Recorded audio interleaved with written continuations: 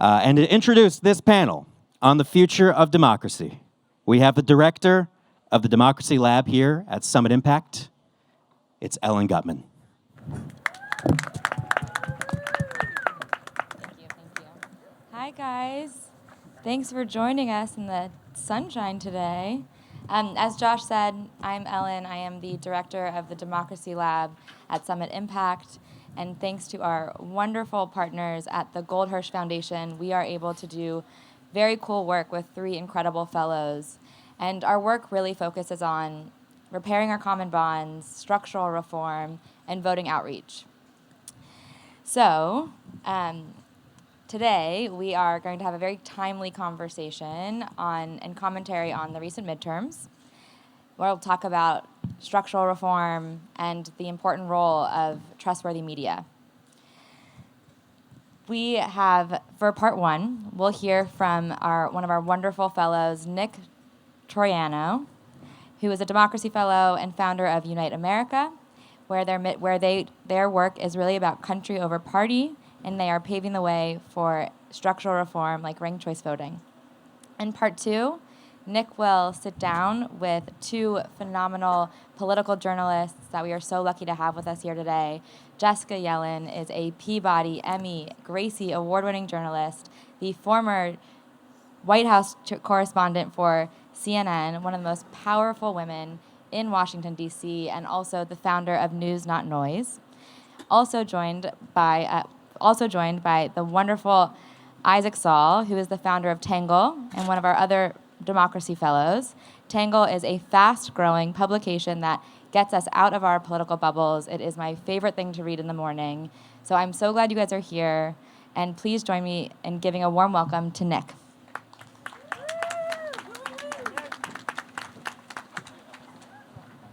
Good afternoon, everyone. How are you doing today? Awesome. Well, I want to begin with a pretty bold claim, and that is America is the greatest experiment of self-governance in human history. We have the oldest surviving constitution of any democracy, and we are on track to be the first mass, multiracial, democratic republic planet Earth has known. That's pretty extraordinary. If you think of America as a startup, which innovated a way to secure our unalienable rights and to enable our individual pursuit of happiness, America is a unicorn.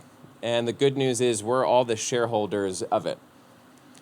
Yes, there were and there remain significant bugs that we continue to fix, but this is a platform unlike any other for human flourishing. Not just for us, but for billions of people around the world. And that makes what I'm about to say even more important, which is that our democracy is in peril.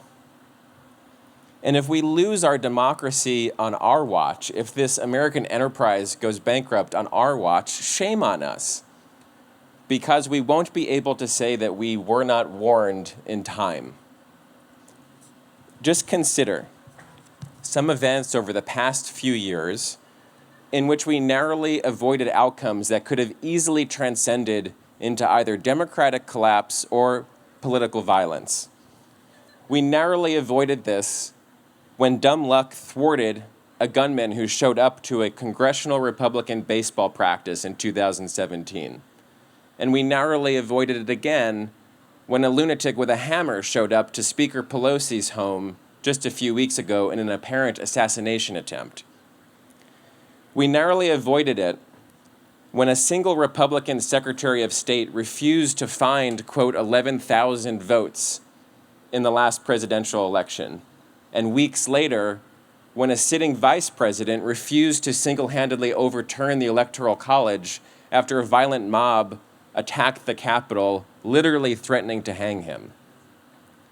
And we narrowly avoided it just this past Tuesday in the midterm elections, when a very narrow majority of voters refused to elect conspiracy theorists to election administration offices to oversee the next election. So I would like to think the worst can't happen here. It can. It almost has. It still can.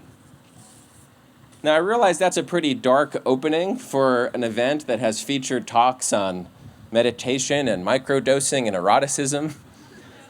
But it's the truth. And the truth is, this extraordinary gathering of artists and entrepreneurs and creators does not happen in a society without the freedom that our democracy enables and secures. Which is why when we talk about the problems of democracy, they aren't someone else's problems to solve, they're ours. The other truth is I wouldn't be here if I wasn't optimistic that we were able to solve them, that we'd be able to pull our democracy back from the brink, specifically by addressing the root causes of political polarization through structural democracy reform. So that's what I'm here to talk about. My name is Nick Troiano. I'm a proud fellow with the new Democracy Impact Lab at Summit, and I'm the founding executive director of a group called Unite America. And Unite America is a venture philanthropy fund that seeks to accelerate the adoption of nonpartisan election reform around the country. Over the last 3 years, we've scaled to a team of 30 people and have mobilized over $50 million to support campaigns across the country. But a decade ago, I was just a pissed off college student angry about the national debt. I was tired of seeing Washington kick the can down the road on an issue that I knew would really impact my generation's future. So I started an organization called The Can Kicks Back to lobby Congress to pass a compromise piece of legislation that would put our country on a more sound fiscal path. And we failed miserably. Republicans refused to raise any more revenue. Democrats refused to make any changes to entitlement programs. So instead of solving the problem, we wound up with a government shutdown. We wound up with a showdown over the debt ceiling. And a decade later, here we are, $10 trillion of more debt. And in a few months, we're going to be playing chicken again with defaulting on our debt. That's my issue. Name your issue. Is it immigration? Is it education? Is it climate? We will not be able to solve any of these challenges without a functional government, without a government that represents us, and it doesn't today. So in 2014, that ticked off college student became a passionate independent candidate for Congress. I ran against the incumbent Republican representative in my district back in Pennsylvania, who personified the problem that I saw in partisan politics. I was the youngest candidate that cycle at 25 years old, and I ran the most competitive independent campaign in 20 years. But again, I failed miserably, this time with 13% of the vote.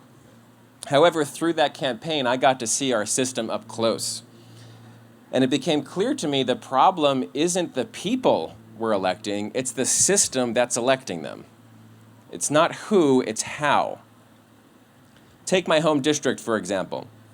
It was a gerrymandered Republican district with closed partisan primaries.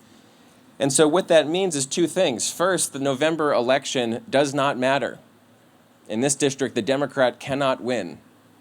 So the only election that matters is the Republican primary. And the second thing is, the only voters who have a say are those who can and do participate in that primary election, who are much more partisan than the general electorate as a whole.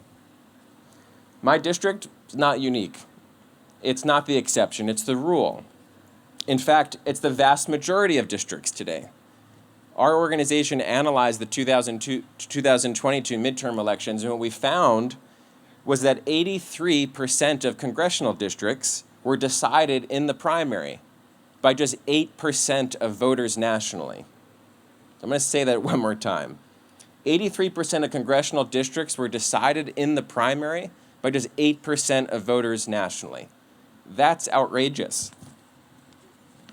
The impact of this is that if you're a candidate for Congress or if you're a member of Congress, you don't fear being defeated by someone from the other party. You fear losing your election from someone who's more extreme within your own. You don't care about the 51%, you care about the 8%. This is what I call the primary problem. See what I did there? It's disenfranchising voters, and it's fueling the kind of dysfunction and extremism that we're seeing in our politics today, which truly does threaten our democracy. To be clear, when we think back to January 6th, for example, that would not have happened but for the fact that partisan primaries have been weaponized by the extremes. Hours before the Capitol was stormed, Donald Trump was standing on the National Mall and he told his supporters, "You have to get your people to fight. If not, we have to primary the hell out of the ones that don't fight. You primary them." And that's how this once passionate congressional candidate became a committed political reformer. In 2019, I helped launch the Unite America Fund to fix the primary problem by investing in state-based election reform campaigns around the country. Our first $25,000 grant was to a small group in Alaska that had a proposal to solve their state's primary problem. And the proposal had two parts. The first is it would replace both parties' primaries with a single nonpartisan primary, in which all voters and all candidates get to participate on one ballot, and the top 4 finishers would go to the general election. The second part of this proposal was that in the general election, it would use ranked choice voting, where voters have the option of ranking their candidates in order of preference, so that if no candidate got over 50% of the vote, voters' second preferences would count, and an instant runoff would happen until a candidate emerged with the majority of the vote. So that was the two-part proposal in Alaska. So here we are, 3 years later, $6 million invested. The reform qualified for the ballot. It was adopted by a majority of Alaskans. It was defended in the Supreme Court of Alaska, and it was implemented by the Division of Elections. So this past Tuesday, for the first time, Alaska demonstrated how this reform can help save our democracy. Consider, yes, Alaska. So just consider the case of U.S. Senator Lisa Murkowski. She voted to convict former President Trump in his impeachment trial, the only Senate Republican to do so who is up for re-election this year. If Alaska still had their system of partisan primaries, she would have undoubtedly lost her election in the primary, just like every one of her House colleagues who voted to impeach the president, including, for example, Representative Liz Cheney. But instead, under Alaska's new system, she was able to make her case to all Alaskans, not just Republican primary voters, and she's now on track to win re-election. Tuesday was significant for another reason. After seeing Alaska pass this policy in 2020, voters in Nevada qualified it for the ballot with a similar proposal. Both parties opposed it, but on Tuesday, it passed with 52% support from Nevadans. So why does this matter? Why does Alaska matter? Why does Nevada matter? As each state follows in solving the primary problem, we liberate 2 U.S. senators and multiple U.S. representatives from party primaries so that they can put country over party when they're in office and solve the problems that we all care about. We fix the broken incentive structures state by state, and in doing so, we can not only fix our Congress, but we can protect our democracy. So my ask of all of you today is to be involved. That's why I'm here. I come from a community of policy wonks and political operatives. We're not going to get very far until we reach a community like this of creators and entrepreneurs and artists who can help take this vision to scale. And that could look like a variety of things: getting involved in a state campaign where you're from, joining our philanthropic network, or just helping to spread the word. And regardless of how you choose to get involved, my greatest hope is that we heed the warnings that are right here in front of us, and that we fix this problem together while we still have the time and we still have the tools.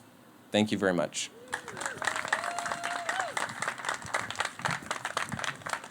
So it is now my great pleasure and honor to welcome 2 other leading champions of democracy to the stage for a discussion about the role of media and journalism, and then we'll open it up for Q&A once we have a little discussion. They are Jessica Yellen. She's the founder of News Not Noise, the past chief White House correspondent for CNN, and a Peabody, Gracie, and Emmy Award-winning political journalist. Welcome, Jessica. And Isaac Saul, who's the founder of Tangle, an independent, nonpartisan politics newsletter that seeks to get us out of our political bubbles. Isaac is a fellow in our Democracy Lab, and as it happens, my roommate here at Summit. Welcome, Isaac.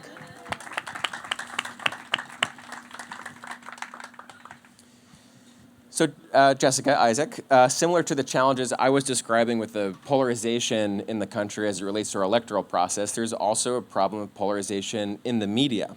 So I'm hoping to start with you, Jessica, and you can share with us, based on your deep experience, how would you frame and describe this problem? First of all, thank you for the work you're doing. It's a pleasure to share this stage with you and all of you for your interest in these topics. And I see Chris Kantrowitz sitting out there, who I met 5 years ago when I was first leaving CNN, and I was at the Near Future Conference, and I was talking about how we have this problem in the media and we have to change the news. And in those days, people were sort of like, okay, like people at Near Future could hear it, but the rest of the world wasn't ready. And I think we've changed so much. So I think it helps to just frame this a little bit by defining what we thought the news should be. I grew up as a young person who believed in do well, do good.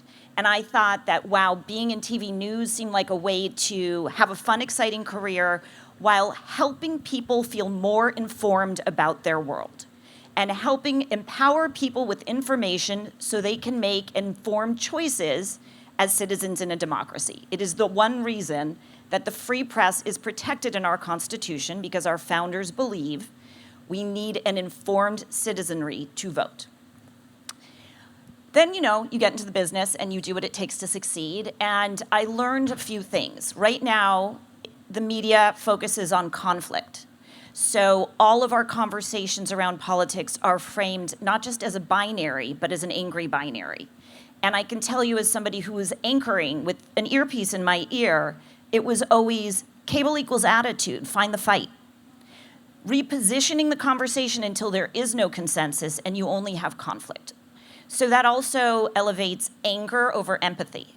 And we engage in our politics as a game of rage where the other side's wrong and bad.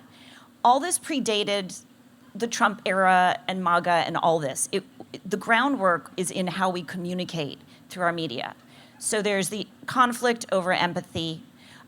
There's also a focus on facts out of context, elevating molehills over mountains, because they're easy to describe, because they're frothy, they're entertaining. It was like the Mueller report is coming any minute. That was the epitome of noise, right? Like, who cares? Tell us when it's out. But the hours and days that were spent on that, and we could just do an entire conversation about this.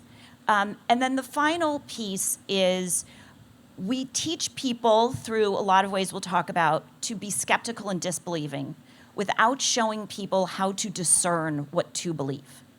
And the media has failed to win the trust of the public, which we can talk about why.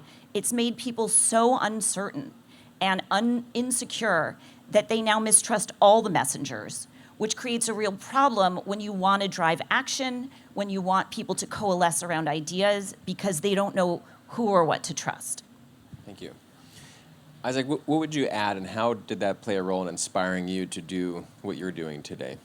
Yeah, I mean, first of all, I think everything she said is basically right on in terms of how we got to where we are. And the one huge thing I think I would add to that is just that the biggest problem, as I see it, is that people are not consuming the same news. There is a very stark divide in terms of where people are getting their news and why they're getting it. And today, what I see is most people seek out news that will affirm the beliefs that they already have. And that is, to me, the biggest problem that the country faces in terms of bridging the gap. And in terms of why I do what I do, I mean, my newsletter, the way it works is that we tackle one big debate that's happening in the political world every day, and then we give you very explicitly 3 views from the left and 3 views from the right on that issue. And you know who the people are saying it, you know the publications they work for, they're identified, and you know that this is kind of like a more left-leaning or center-left or far-left position, and same goes for the right. And you can just read right through it and get those things and get it really directly and really honestly and really transparently. And I did this because I learned as a politics reporter, if there was a breaking news story, and it could be on, any event you can imagine, I could go to the New York Times, which is supposed to be the best journalists in the world, and in many cases I think are the best journalists in the world. They're the best funded, the highest paid, read a story, and then open up the Wall Street Journal, which is also the best journalists in the world, the highest paid, the most experienced, the best editors, put them side by side about the exact same event, and they're totally different. They have different leads, They have different explanations about how the event came to be. They quote different people first. And it became really clear to me that I needed to read both of these things together in order to actually understand what happened, which I find deeply frightening. And so, I think like on top of everything Jessica said, that to me is probably the scariest thing, is knowing how many people in the country are living in these sort of self-curated silos of information and are basically just consuming content that makes them feel good about what their position already is. What do you think the impact is of that on democracy? What's the implication of the problems that you're talking about? I think a couple things. One is we've modeled engagement as outrage. So to care is to be outraged. And so you see these people who've come into political awareness in the last 3 years, and they're at a 10 over the silliest thing. Like, I remember one day, I post the news on Instagram, and I have a newsletter, and I put up the White House got a new cat.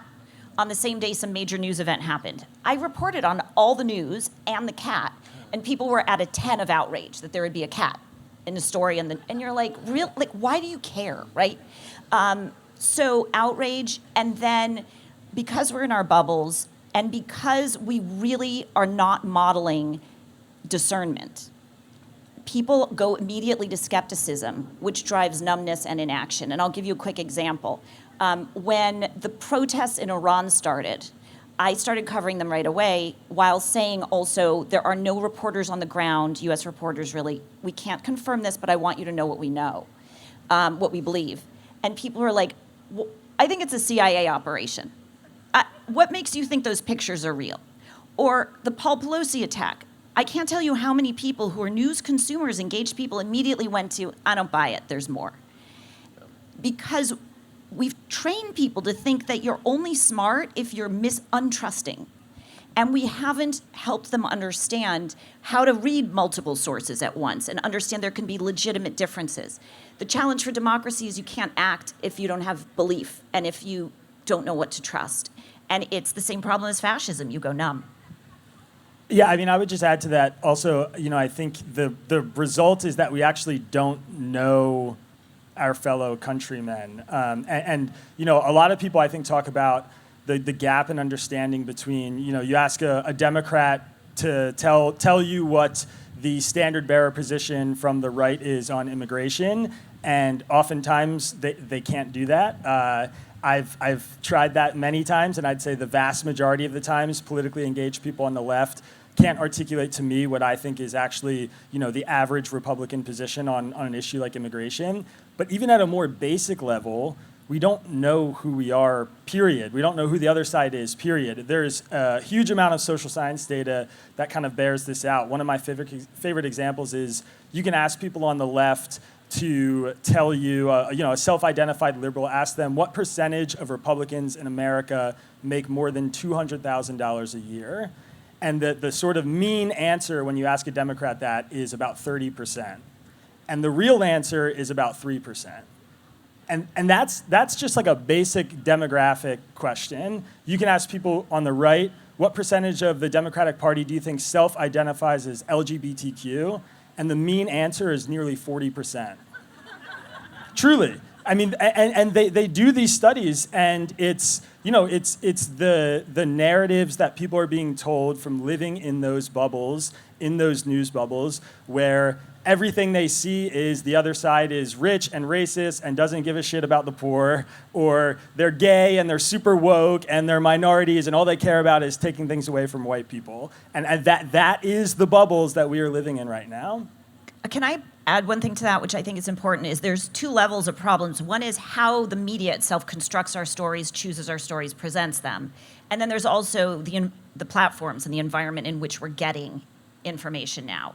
And I think what's happened is the platforms have increasingly driven what we're doing. So your stuff is going to go most viral if it's one side or the other. That drives the media to provide less information about the other side in their posts. So if I have a skewed post, it's going to perform much better. And so it's becoming this cycle where we have to find other ways to reach people in order to get a broader perspective. So we just had a major election in our country. Curious if you can talk to how did some of the problems that you've been describing manifest in the coverage that you saw from the mainstream media of leading up to and including the midterm elections? Well, I come from TV news, not print. How many people here could stand to watch the news through the cycle? Seriously, like there's a One guy. It was pretty rough, right?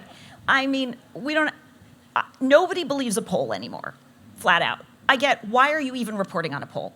And, I have to explain, there's different methodologies somewhere. So I would just want to give you a little perspective. When I was a baby reporter right before the Iraq War, unrelated, I went out and my job was to go to cafes across Ohio, which was then a swing state, and get opinion on the war. And I can't tell you how many people I talked to who said to me, I support the war because of Osama bin Laden and 9/11. And I'd say, there's no proven connection between Iraq and Osama bin Laden and 9/11. And they would say, yes, but our government wouldn't take us to war there if they didn't know something we don't know. They're just not telling us. We believe them. That would not happen today. Now they mistrust even the most truthy thing. So in that period of time, the erosion of belief has become intense. And so we're seeing that play out in terms of how people present in the news. Nobody believes them when they're saying there's a red wave. Literally people will be like, do you think there's one? I would just say, I think a very clear thing that I saw was that people in conservative media missed the abortion story, which I think is probably the defining issue that led to Democrats' unexpected success in the election.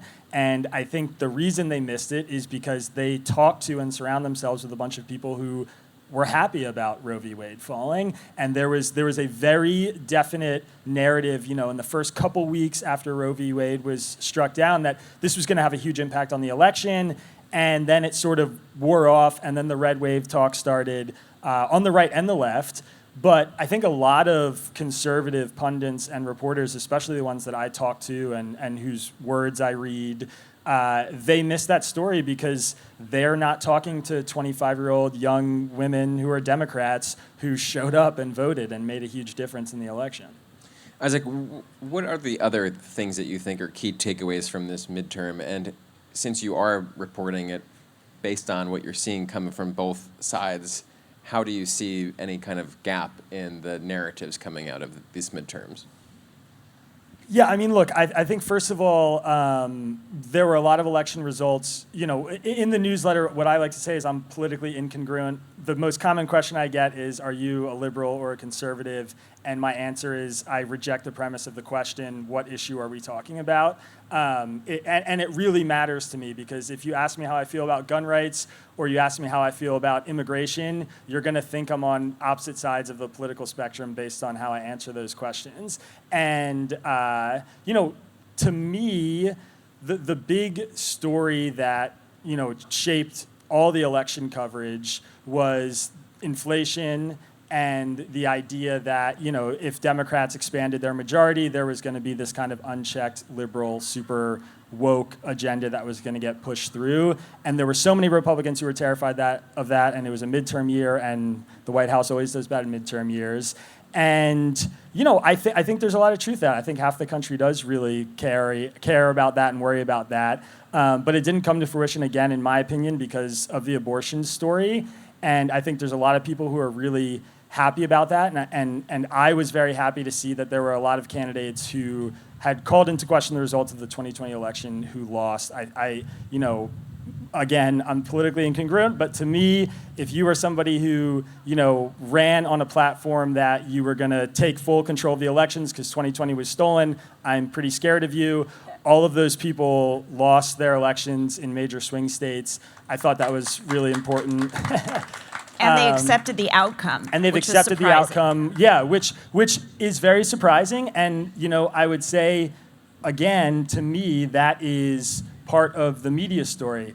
because it's surprising to us. I don't think it's that surprising to a lot of people who are conservatives. And that was a wake-up call for me, was about this election fraud stuff. I was consuming too much liberal content on that specific story because I was totally convinced there were going to be all these people who lost their elections and refused to accept the results of the election. And they didn't. They all conceded. And when I saw that happen, it was a big gut check for me that, oh, in my coverage about this, I was like way too far off in the lefty pundit space, and I missed that story, and I was wrong about it. And I think that, again, is a great example of how the media can shape partisan people or people who are consuming partisan content about specific stories. And it was a big takeaway for me. Let's talk a bit about solutions and the platforms that you both are working to build. Jessica, you come from legacy media. What is your view on an experience now trying to build a new model, in the sense that if the social platforms are rewarding polarizing content, if people are only looking for views that affirm their own beliefs, is there a market? Is there an opportunity to do something new? And how's been your experience building news, not noise? Thank you for the question. The answer is yes. What I left because I didn't want to be feeding the conflict machine. And I came from LA, which is a city that has Hollywood in it, which is built on empathy. And I thought, there is an audience for empathy. Let's figure out how we do that in the news. So what I ended up doing is I built it on Instagram. I have a newsletter and a podcast, and I'm building this out. My learning is that people want to understand how you got to what you're telling them. So all the problems I've just defined are super easy to reverse by modeling agreement every so often. Hey, you're coming on as a person who has a strong point of view. Where do you agree with somebody who objects to some of this? So there's some consensus. Choosing language that's not about sports and war and hostility, literally that basic.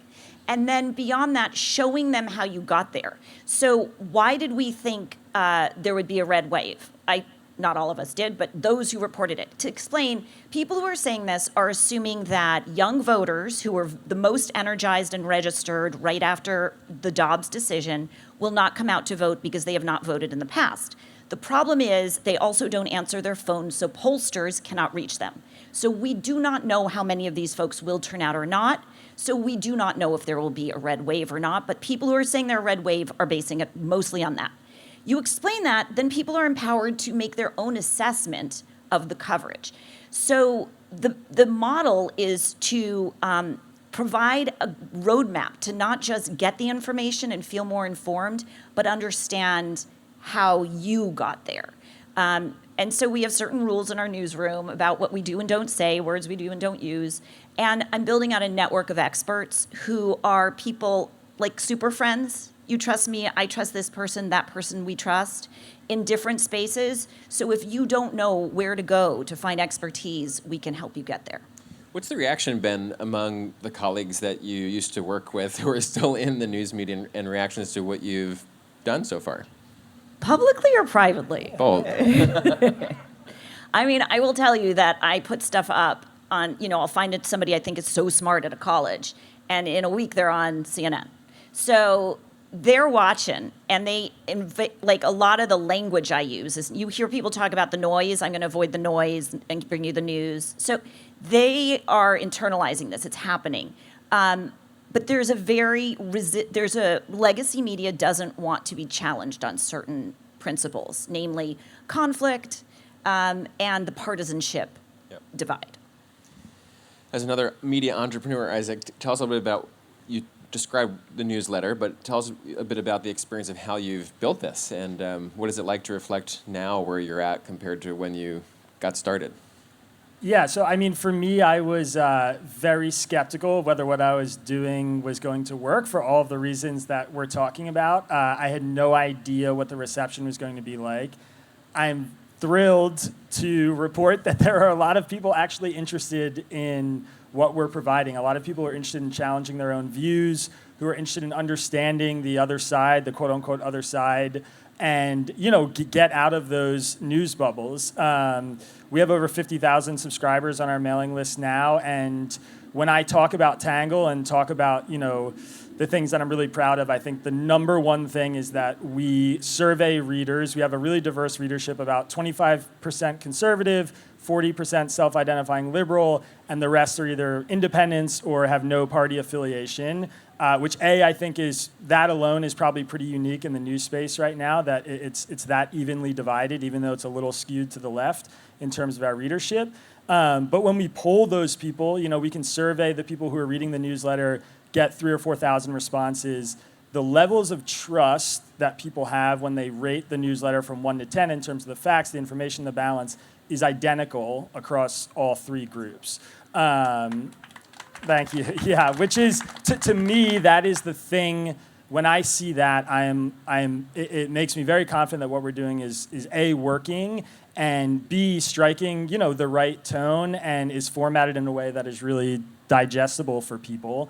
And it's a thriving business. I mean, we're making money. In the next year, I'm planning to hire more people onto my team. And so I think it's also proof that, to Jessica's point, you don't have to engender conflict in order to make money and grow your audience. You can take a different route, and I think there's a really, really big interest in that right now. Well, I think we can all agree our democracy would be in a much healthier place to the extent that you have much larger audiences. So what's the biggest challenge that you're facing now, and maybe some ways that this community can help?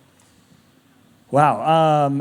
First of all, go subscribe to the newsletter, obviously. I'm very singularly focused right now. What I always tell people whenever I have partnerships or anything like that is my job's really easy. It's hard, but it's very simple. I have to get people to give me their email address and just let me into their inbox, and they can try it. And if they like it, they'll stick around. And if they don't, they won't. And a lot of them stick around. So scaling it is really hard. I mean, you need money to advertise and market. I made some decisions early on with Tangle that I wasn't taking investment and we weren't going to run ads in order to sort of beat the drum of being fully independent.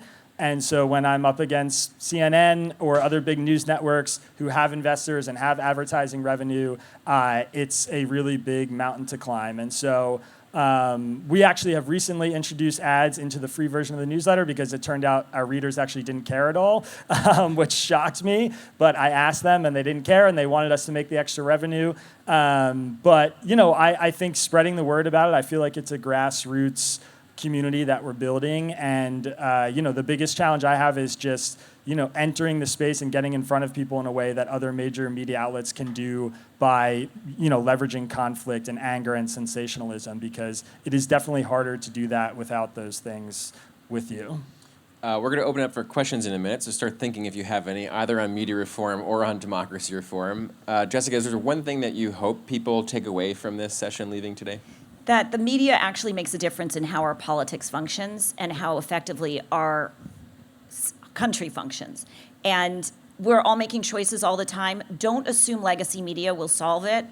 Help with the innovators. I mean, I just want to make a pitch for an audience that knows tech. I constantly listen to people talking about, can AI solve news and replace journalists? No, how can we use AI to elevate journalists who do good work, to point to expertise, to work with the humans who are skilled in order to help people discern what to trust? So how do we take all the tools we have and solve this problem in a way that doesn't try to destroy what's good about the system, but build on it? Excellent. Well, let's open it up. If you have a question, just raise your hand. We have one in the front row.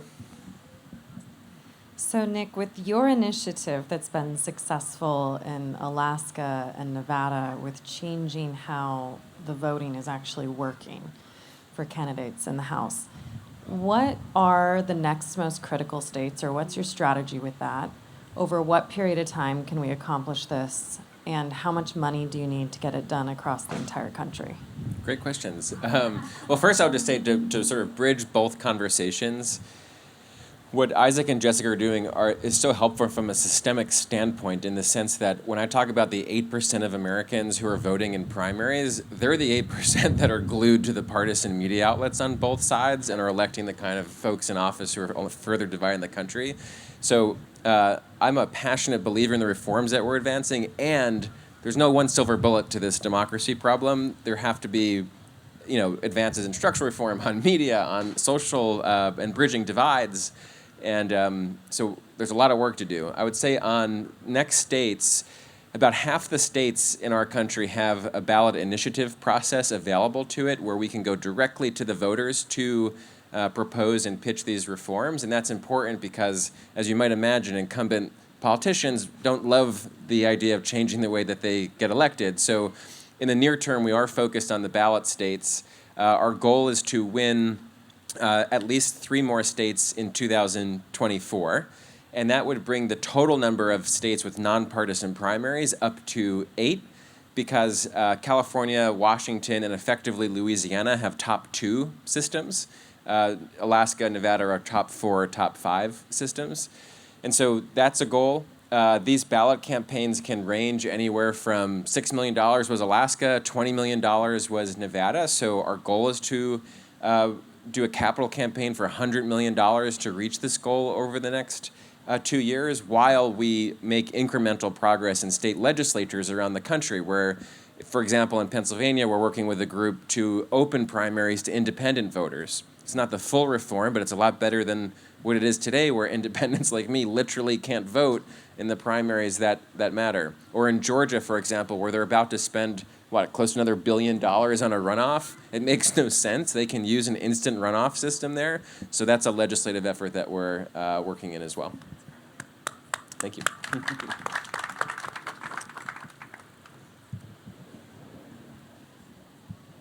Thank you very much. I'm sure I'm not the only one that just signed up for your newsletter just now. Thank you. I appreciate that. Sure. So my question is about media reform and Web3. What are your thoughts on decentralized governance in media, and are you hopeful, or are you terrified, or a little bit of both? I would say a little bit of both. I mean, I honestly, I'm learning a good deal about Web3 at this conference. It's not something I would consider myself very well versed in or an expert in. But I do love the idea of a more decentralized government. I think like the kind of old school version of that is that local politics is actually what really matters. And, I don't know how that's going to get married to sort of this future of Web3 and the things. I mean, there's so many interesting things out there that people are building. I know from a media perspective, there's a lot of interest in, Jessica talked about tracking your work. I've seen some really cool projects, on the blockchain side of things where it's, people want to know exactly what an article looked like when it was first published and then what kind of changes they made as the story was updated, and how can we track those things using technology like the blockchain to make it really, really transparent. That stuff all interests me a ton. I get emails all the time from people who are like, I want to subscribe and become a paying member, but I'll only pay you in crypto. And I'm just like, damn it. So I know that there are people who are operating in that space who, for whatever reason, tend to really align with this idea of like breaking down the system. Go ahead. I'd add one thing, which is the best part of leaving TV news when you're talking into a camera and doing your work. I do it on Instagram, and I have this newsletter. People write you and tell you instantly, I didn't know what that term, what's a sanctions? Explain what a sanctions is. Or how is this thing that they say is happening in Iran, what are your sources on that?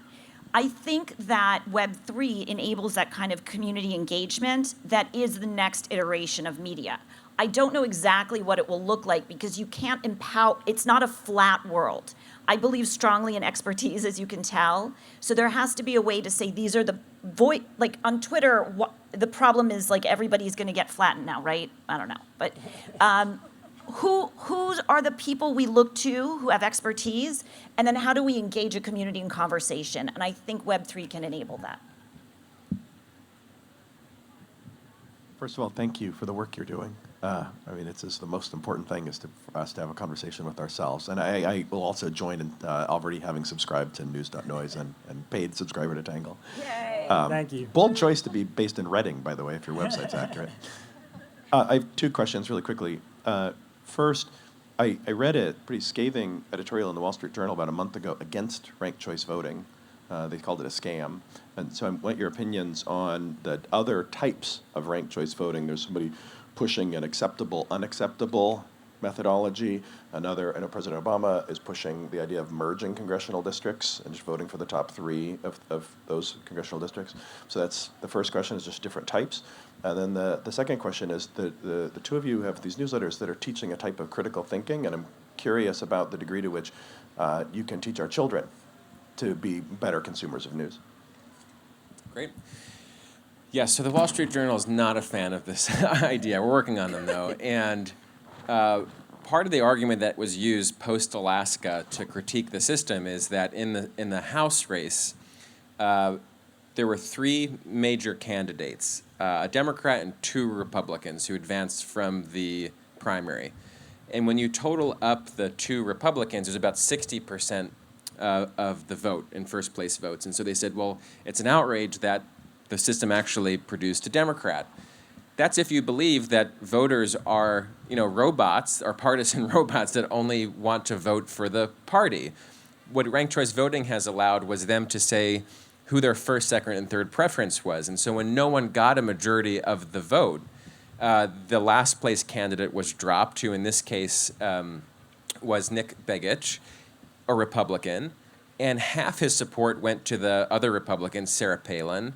Half his support didn't. About a quarter of it went, they didn't rank someone. About 3/4 voted for the Democrat second.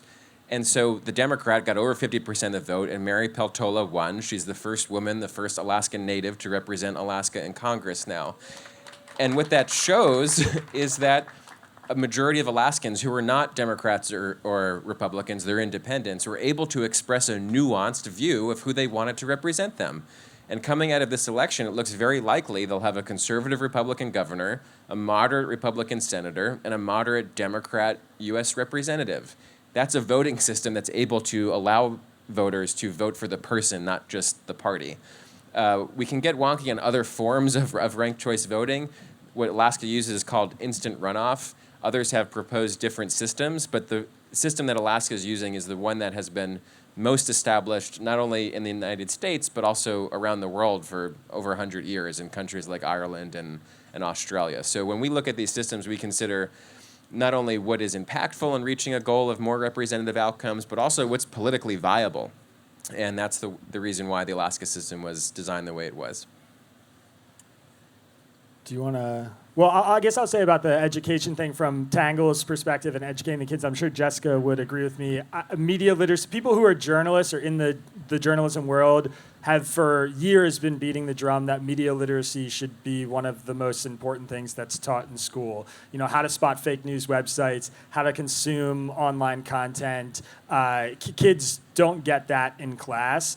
I'm really excited, actually. One of the things that I'm working on in like the seedling stages of is doing a version of Tangle that's specifically designed for high school students.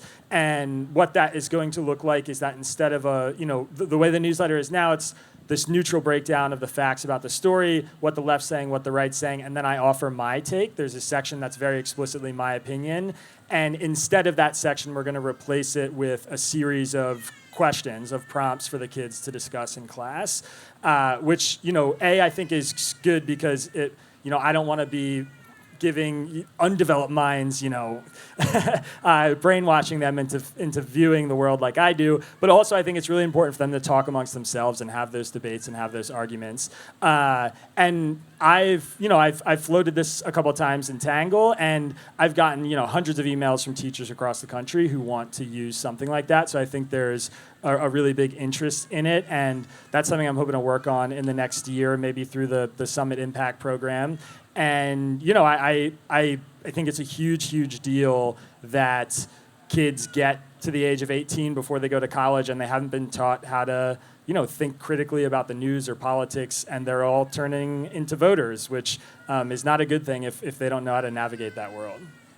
I'll add that I've found. Yes. So most of my audience are young parents, so they are always asking about this. There's two things. One, I think we've taught kids to be disbelievers what's a deep fake? How do you search for a bot? Like, they know how to do a reverse Google image search. But again, not how to discern what to believe, when to make that leap for trust. It's very easy how to do this in the news. You take a complicated issue and you figure out how to present it clearly, right? How do you present nuance without complexity? That's just a skill set good journalists have. We need to be able to do that for children. It's not hard. The problem is we can't deliver it to them in a space where they'll get it, because they all watch YouTube and they're accelerated for extremism. And so if you want to invest in a business that does this, you have a really big uphill climb.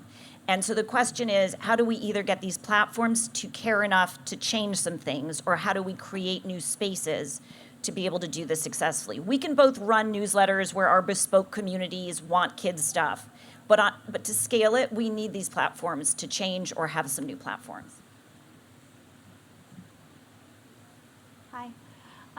So I know we've been talking a lot about the midterms and congressional elections and state elections, but from national election standpoint, what do you think, short of eliminating a two-party system or eliminating the Electoral College, like what can we be done in a systematic way so that we don't repeat 2020 and 2016 and have a more progressive, not progressive in the political sense, but progressive in terms of the way that we actually elect our presidents and the national government?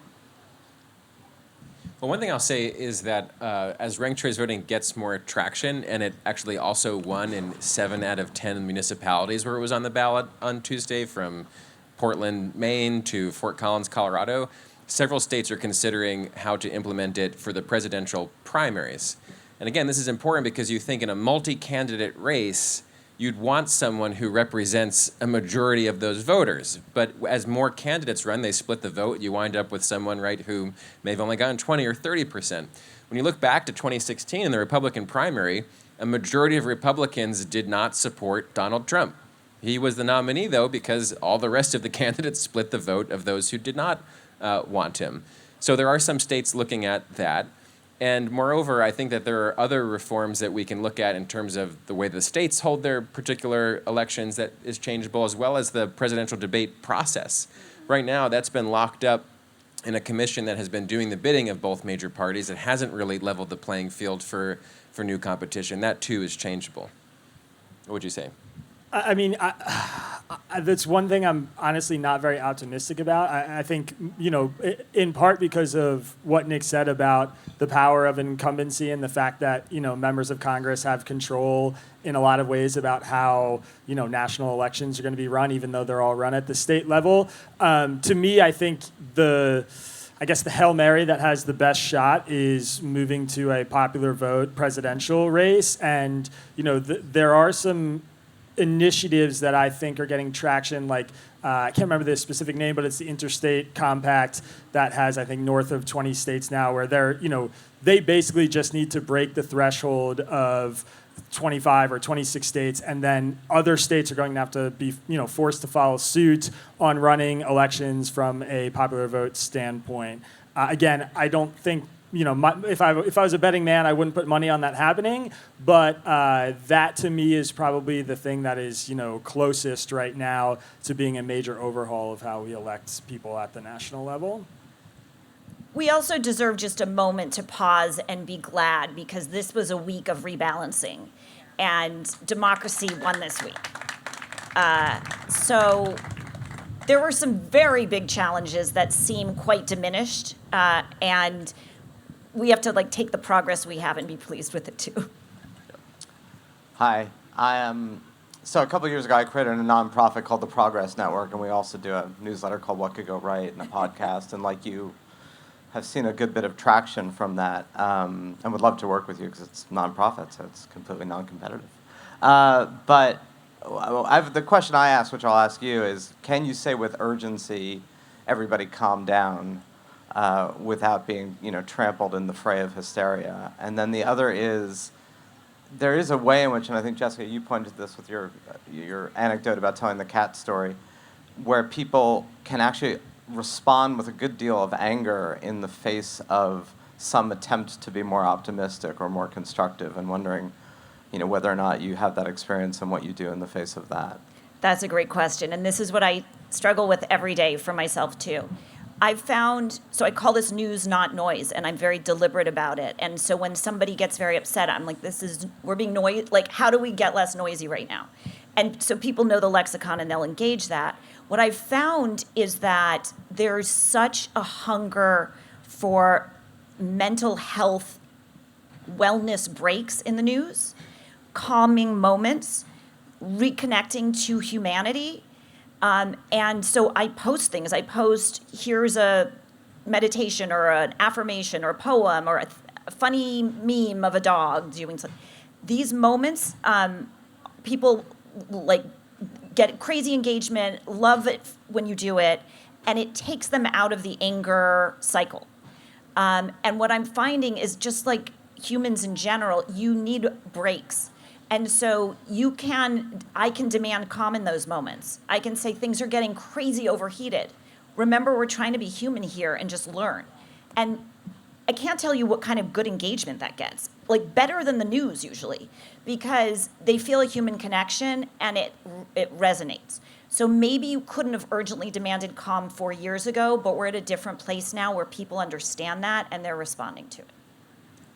Just to piggyback off that, I would say, in the Tangle newsletter, we end every newsletter with "Have a nice day" section. That's just a feel-good, positive news story. And I've also found that it's often the most engaged, the most clicked story, the most clicked link in the newsletter that people want to go there and get that and sort of wash down the news with that. So I'm also pretty optimistic about it in that sense. And in terms of not driving hysteria while asking people to calm down, I know it's a kind of cliche. I mean, it's extremely cliche, but I think it is a really sort of be the change you want to see moment. I mean, from my perspective, I have opportunities to ring the 5-alarm fire bell 5 times a week writing my newsletter because there is a lot of scary stuff going on both sides. And I make conscious decisions not to do that and to try and inject a little bit of, the worst case scenario is unlikely here, et cetera, et cetera. And again, people respond well to that. I think one of the pieces of feedback we get in Tangle often is people feel like we're turning the temperature down on the news, and that is one of the big reasons why they stick around. So there's an appetite for it, and I feel pretty confident in that. Hi, over here. Thanks. Erin Velarde, Vote Run Lead. I'm a fan of Nick's. Thanks to Summit for the opportunity to meet in person. 2 points. One, on ranked choice voting, it both changes the nature of actually who is running for public office. So in New York City, where I live, we just moved the city council from what was an 11-woman body of a 51-member body to now a female majority in the city council. Mostly women of color, about 80% women of color. And because it actually changes the choices that candidates, particularly women and men of color, of getting in a race, the civility that it might bring, the down value of over fundraising your opponent. So there's a lot of value to RCV, and the old guard Democrats in the city don't like it either. So it isn't just the Wall Street Journal; it's really, I think, the establishment. And so for my work of getting women to run, I'm systems reform, and we need quality individuals running. But my question is around the news, and CNN just told the story about why Georgia has a runoff, right? It's due to Reconstruction, it's to dilute black voting power. And I would love to see, and how do we get more journalists to dig into long-form journalism about some of the inequities that are rooted in our voting systems to sort of bolster this reform that we need. Because I think it's sort of a missing ingredient. We're not set up this way because, we just tried this grand experiment and we were all free and fair in how we did it. We're set up this way because of how the country was set up. So I'm interested in how we move journalists to be talking more in depth about, I think, some of the systemic racism built into our voting system. I mean, I was the chief White House correspondent at CNN. All I can say is, we got to build new institutions. It's not what they do. We're a Happening Now network. We're a breaking news network. If it's not Just In, it's not us. I think that they're probably doing this right now for a moment because this is happening, and then it moves on. So we need alternate outlets to prove to them, look, there's an audience for this. Like, look, they never wanted to do any long form. Then Netflix came along and did 1 million documentaries, and CNN started doing documentaries because they thought there's money there. Now they're not, but, we need other models to show the legacy brands what the audiences want. And then either the legacy brands will start doing it or we'll just rely on the innovators. I kind of just say,